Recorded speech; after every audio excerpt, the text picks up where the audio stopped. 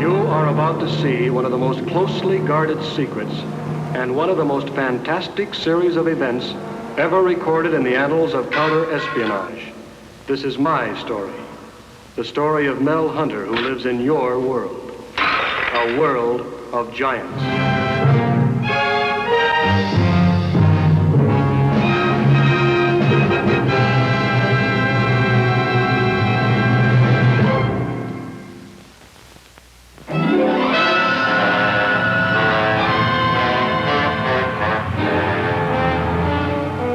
Well, has he made any progress? I see. Well, how about the fuel? Have you isolated that yet? All right, Doctor. Be sure to let us know. Right. 2 men are exposed to radiation after a rocket fuel explosion. Winters is unaffected, but Hunter... It's our most guarded secret and our best agent. One thing is certain, he gets the most impossible assignments. Oh, not all of them. Just the most important ones. By the way, young Winters are due here right now. Gonna be a terrific letdown when he hears the medical report. He's heard it before. I'm afraid he'll hear it again. But Mel will take it in stride as long as he knows he's needed. Deputy Commissioner Wade. Bill Winters, sir. Mission accomplished. That's right, no trouble. Oh, Mel's fine. Belligerent as usual. Belligerent? Right. If Murray's in from Amsterdam for the identification, we can wrap it up today. 45 minutes. See you then, sir. The boss says congratulations, and take it easy.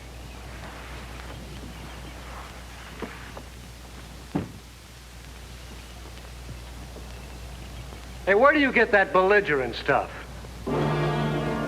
Mission accomplished. So here we go again. Back to my private war as a 6-inch man in a 6-foot world.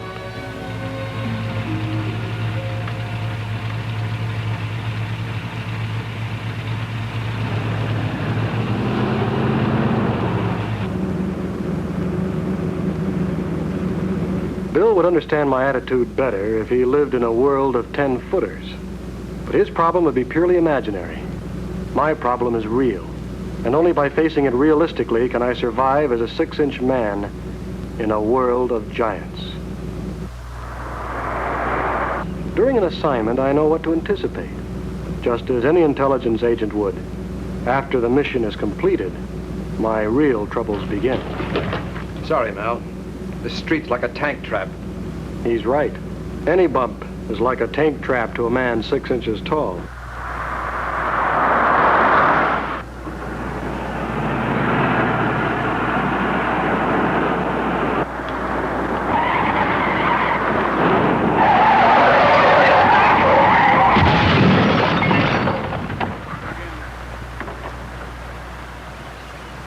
Ollie, an ambulance, quick! Hurry, this guy's hurt bad!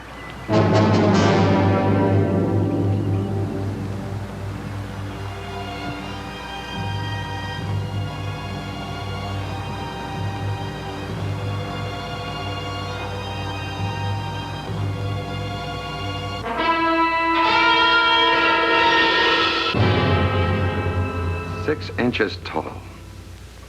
It's incredible. You'll understand, Murray, this is highly classified information. You see, with so many people at work on highly explosive rocket fuels, you can imagine the panic if Mel's condition became generally known. Last time I saw him was 3 years ago in Oslo. He was 6 feet tall. Hello? Where? Monmouth and Route 9? Right. Winters has had an accident. He's in the hospital. The briefcase is missing.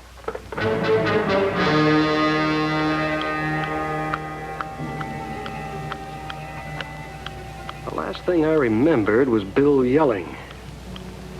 And the deafening crash.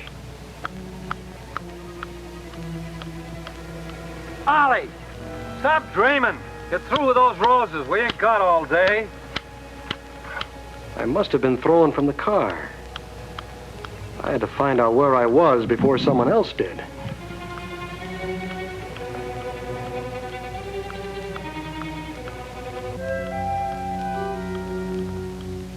In an emergency like this, I was to get clear, find a place of concealment as close by as possible, and then wait and watch. for the Bureau. It sounded easy, but no one had anticipated a battered briefcase.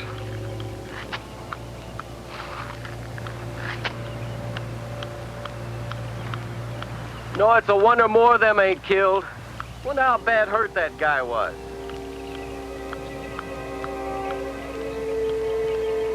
There was my wrecking bar. A paperclip.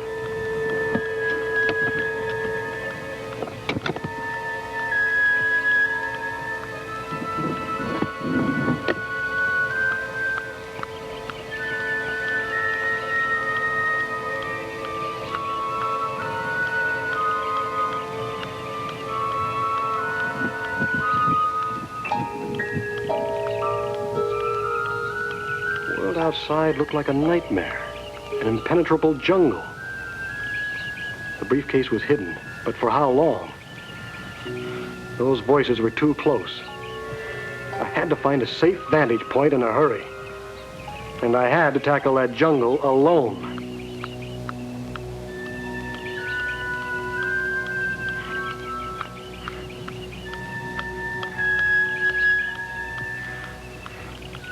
At first, it was like another planet, eerie and unreal, until I realized I was surrounded by grass, ordinary grass. It towered above me like a palm forest. Waiting in this place of concealment would have been easy. Trouble was, I had to watch while I waited, and in this weird world, I couldn't see past the next palm. With Bill injured, maybe even unconscious, the Bureau might not learn what had happened to me for hours. And we never had considered the possibility of my being on my own in a jungle, hiding from elephants.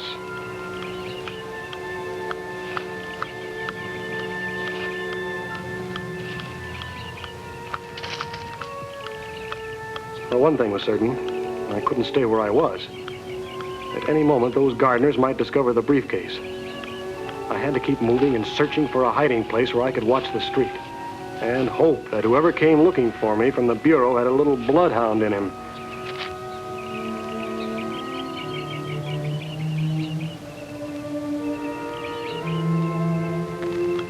I had to work my way past the gardeners until I could find a safe observation post. There was plenty of cover. If I could time the open spaces right and keep clear of the elephants.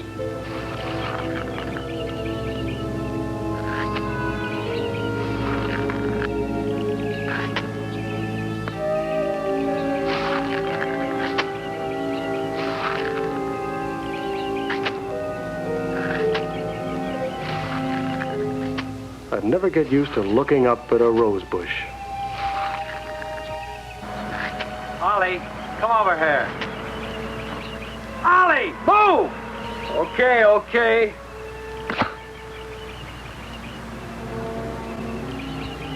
I was wondering about Bill. Then I glanced up and saw that shovel falling toward me like a giant redwood. Even more than not being found by the gardeners, I didn't want to be found dead.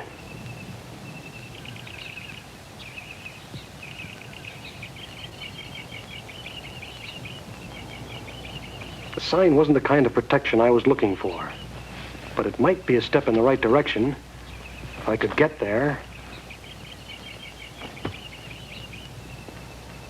Gophers ruining the lawn. Yeah, gophers. Well, what are you standing there for? Go in the tool shed and get a trap. Sure.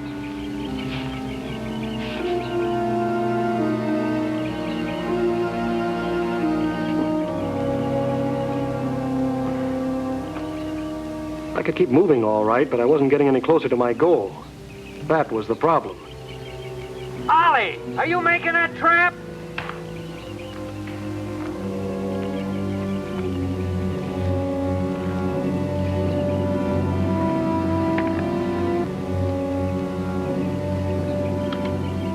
The tool shed.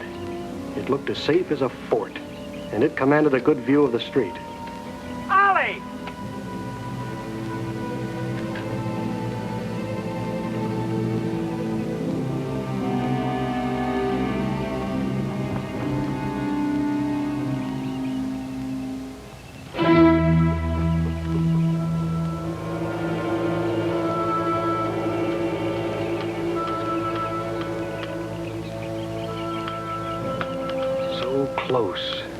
couldn't risk running for it in the open. I'd have to wait it out in this heap of debris, a mound of leaves. Right then, all Gargantua had to do was reach for a rake and I'd be finished.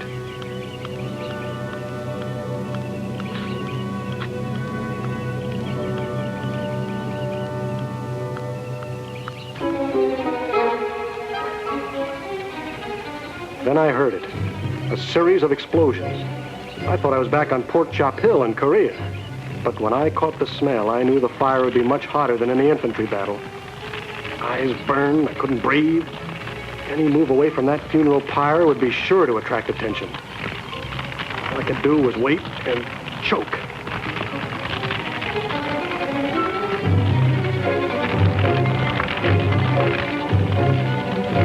Ollie, finish them roses. It's a wonder they ain't all killed. Another minute and I'd have been cremated. I had 2 breaths left and lost both of them trying to see in all directions at once.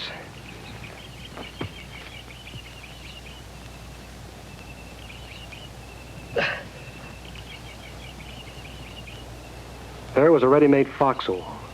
A gopher hole they missed, but it was too cramped and dangerous. I'd have room to move around in the tool shed.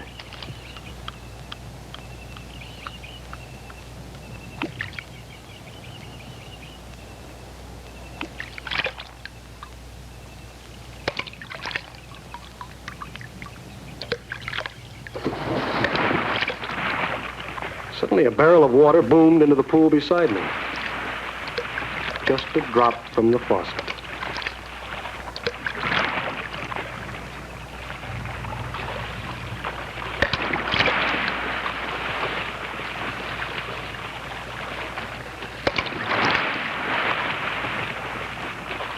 Once I'd climbed the step, I'd be able to watch the street and rest.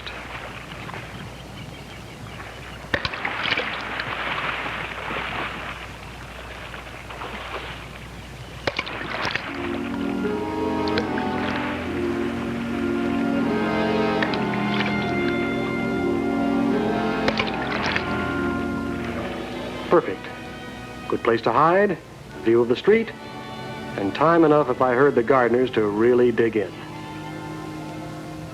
And the flower pot was out. Couldn't vacate in a hurry.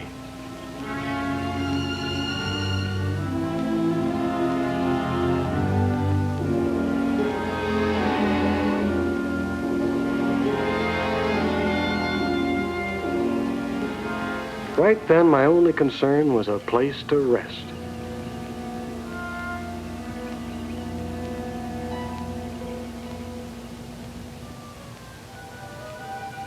Between the flower pots. Not as secure as the briefcase, but a lot safer than the jungle I'd just left.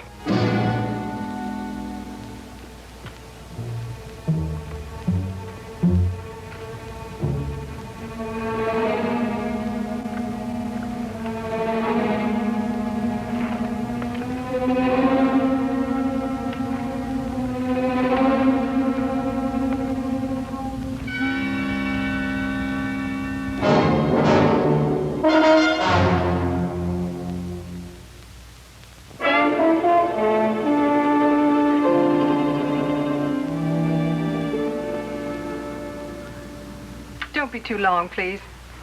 You know, I've always wondered just how hard the human skull was. Now I think I know. Bill, it's Murray. Murray, Murray, where's Mel? Did they find the briefcase? It'll be okay, Bill. The commissioner's got the whole staff on it. They've got to find him. They'll find him. Or he'll find them. The strain was beginning to tell. My eyes wouldn't stay open. I had to fight the temptation to fall asleep, but that would have to wait until after help came.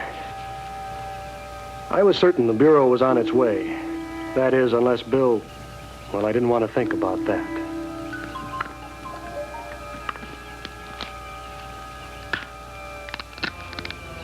I heard a cracking, crunching noise. I could feel my heart pounding as I realized it couldn't be one of the gardeners. And then I saw it, and I forgot everything. It looked as big and mean as a Rocky Mountain grizzly bear. The first one I'd ever seen with a bushy tail. For a paralyzed moment, the bottom fell out of my stomach, and my mind broadsided. Then I could think again. To him, I was a thief. I had invaded his private stockroom. And judging from the look in his eye, he favored capital punishment for trespassers. I could take a chance on the jungle outside with all its dangers, or stay here and be torn apart by this monster. I had to get out.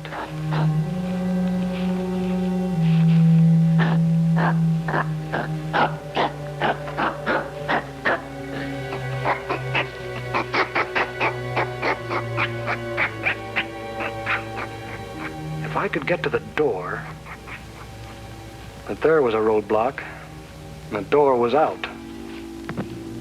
The crack. I might make it, but it was a blind exit. I might come out right under... Well, if I couldn't make it, it wouldn't matter what was on the other side. If only the grizzly stayed more interested in acorns than in me.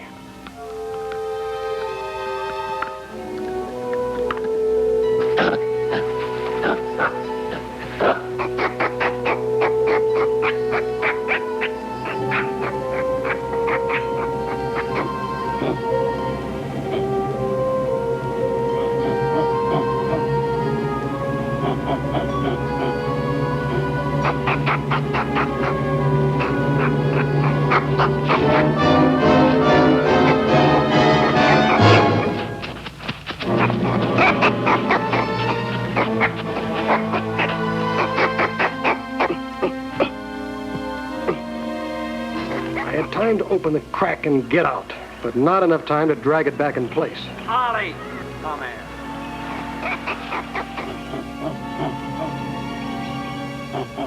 The elephants and the grizzly. They had me between them. I'd be discovered before it took 2 steps toward the jungle. Whoever taught you how to set a gopher trap? Nobody. You mean there's more than one way? Yeah, your way and the right way. Now look. First, you clean out the hole. Clear it big enough so the jaws won't catch. Then you set it down in the hole, and you fill dirt around here. And you leave enough space so that a little light will come through. The gopher comes up to close the hole, one dead gopher. Now that's the right way to set a gopher trap.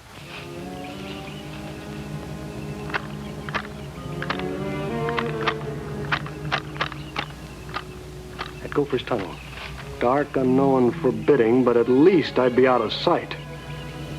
I couldn't fight him off, and I shrank from going any further underground. Instinctively, I tried to build up a barricade.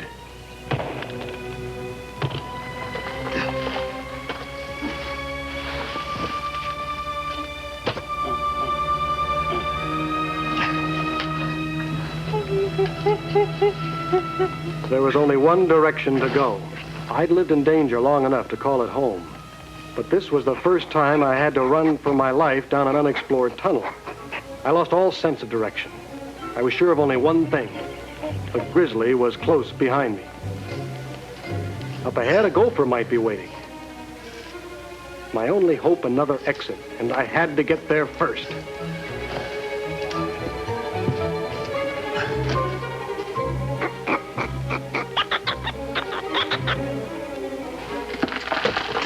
Clawing dirt away at the cave-in, I had the creepy, sickening sensation of being caught underground in a death trap.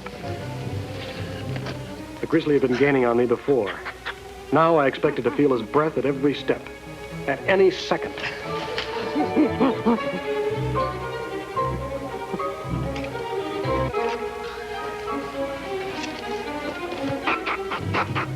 I was so exhausted, nothing could have made me move faster, except that beautiful shaft of sunlight. But the grizzly saw it too, and he was getting closer.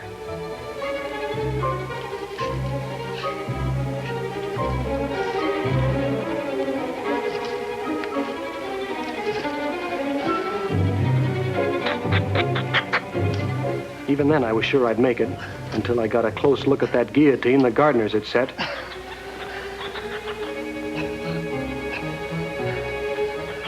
I tried to convince myself the trap was better than the grizzly. At least it would be quick.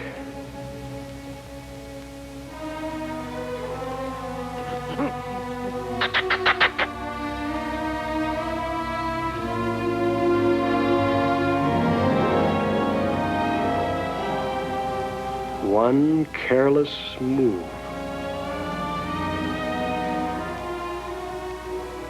Now, there was no way around. I had to crawl over it, hair, trigger, and all. Had to take it slow, easy. One touch, one piece of falling dirt. I thought of everything that could go wrong.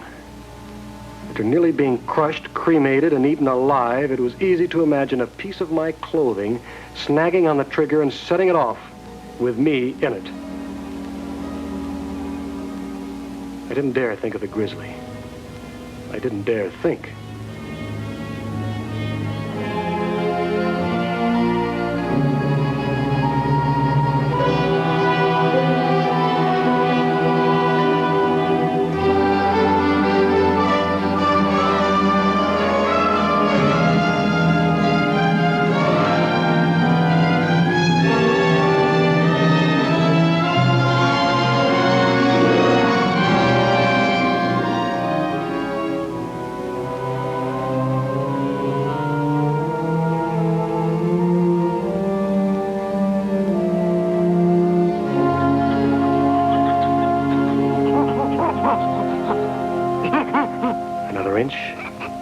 One more inch, and it was done.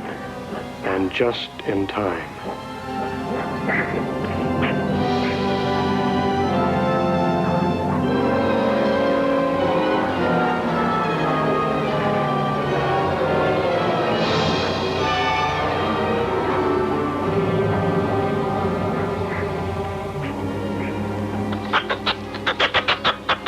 Now I had to make the trap work for me, if I could spring it.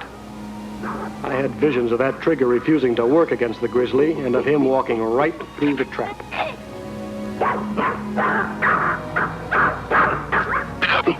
One quick pull. It scared him off. I'd won.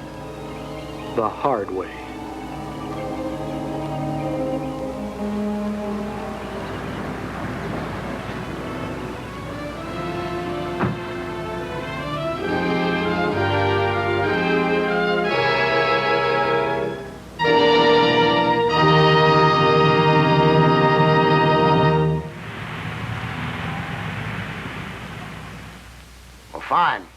Fine, I'll tell them.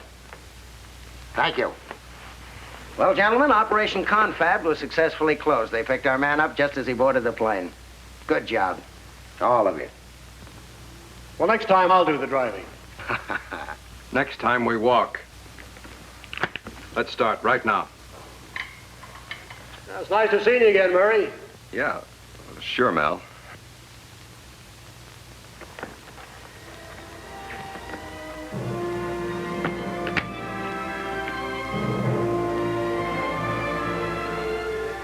Everyone agreed the automobile accident had proved one thing, that we had a simple, workable plan in Operation Rescue. They thought the gopher hole an ideal watching and waiting place. I didn't have the heart to tell them how I got in there, what happened afterwards, or how little watching and waiting I did. Surviving in a world of giants is my problem, not theirs. And I refuse to let it defeat me. Because what man, by being anxious about it, can add to his stature 1 inch?